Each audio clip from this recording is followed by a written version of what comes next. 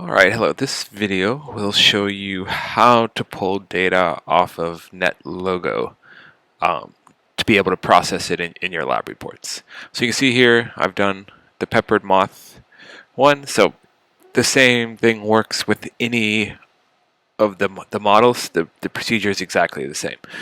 So I'm going to set this up, start with 100 moths, selection 50, blah, blah, blah. Set it up. I go, so I'm going to let it go for about, say, 100 ticks. You might let it go longer, you might let it go less, but about 100 ticks. So let it go there.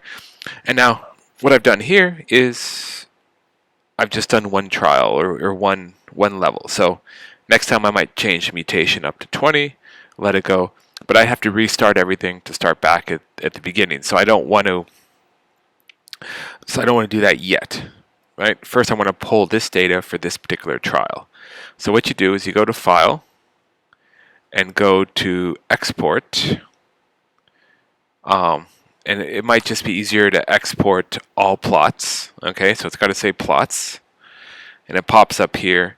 And it do this as what we call a CSV file. That means you can open it in Excel. So I might do this, and I might do this one at, say, mutation 15.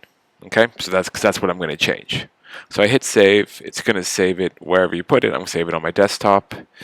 There. Okay. Then I'm going to set it up again, but I'm going to change mutation rate to 25. Okay. 26. All right. So I set it up. I go, and again, I'm going to go for about 100 ticks, at least 100 ticks. So it's going.